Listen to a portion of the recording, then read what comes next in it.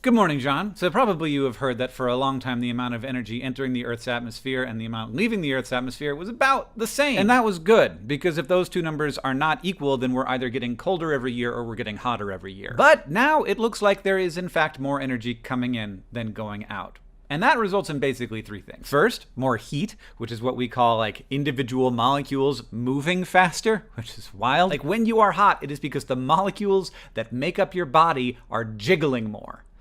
Doesn't seem real, but it is. Second, you have more severe weather, which is when a lot of molecules together move around more. And because of those two, you have number three, which is probably the worst of them. Things are different. That doesn't sound so bad, except that we have built a tremendous amount of our human infrastructure designed based on the idea that things will be roughly the same now as they were in the past with regards to rainfall and temperature and stuff like that. When that stuff changes, crops might have dramatically lower yields, resulting in very hungry people. People might use their air conditioners way more than in the past, so entire power grids fail. Or forests that grew in areas that once had shorter dry seasons might burn up in fires. So that's bad, and always the first thing you should ask when something bad is happening is, why is that happening? Well, you know how when you go outside wearing a black t-shirt, you get hotter faster than if you're wearing a white t-shirt? That's because things only look black if they absorb all of the visible light that is hitting them. If the light was not being absorbed, it would either be reflected as white light or as a mirror, or it would be clear, which would be a strange choice for a shirt. So if you're wearing a white shirt, the visible light isn't being absorbed, it's being reflected, and that's why you're less hot. Absorb, reflect, or let pass through, that's basically the only three things that a material can do with light. And if the light is being absorbed, that means the energy of the light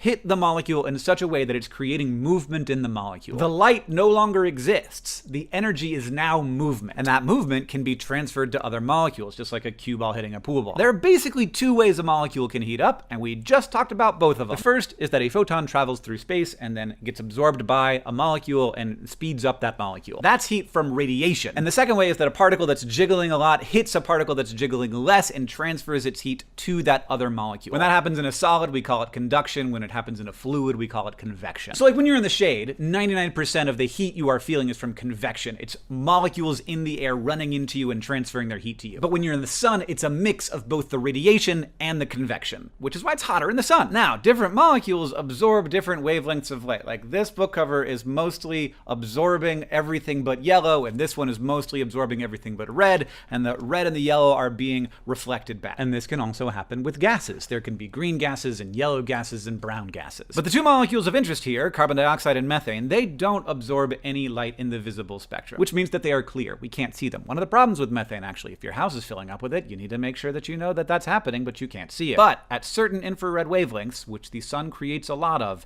they are black. And when we put more of them in the atmosphere, our atmosphere is a little less clear in those wavelengths, and it's a little more black. Those molecules absorb photons, they start to move around faster, they knock into other molecules, which also start to move around faster. They push on each other more and more until they have lower pressure, and that hot air starts to rise. Cooler, denser air rushes in to take its place, and that's weather now. Those hot air molecules might remove more moisture from the soil, resulting in more wildfires. They might evaporate more water from the ocean, resulting in bigger storms. We know that this happens, we know how this happens, we know why this happens, and we know what the effects are. And we know that the only way to stop it is for there to be less CO2 and methane in the atmosphere. But that is a very hard thing to do. It's very hard and expensive to remove those things from the atmosphere. It's very hard and very expensive to replace the agriculture and energy and transportation infrastructure that results in the release of those gases. It is not an easy problem to solve, but we have a very strong grip on what the problem is. And I think people can solve basically any problem if only we can agree that it exists. John, I'll see you on Tuesday.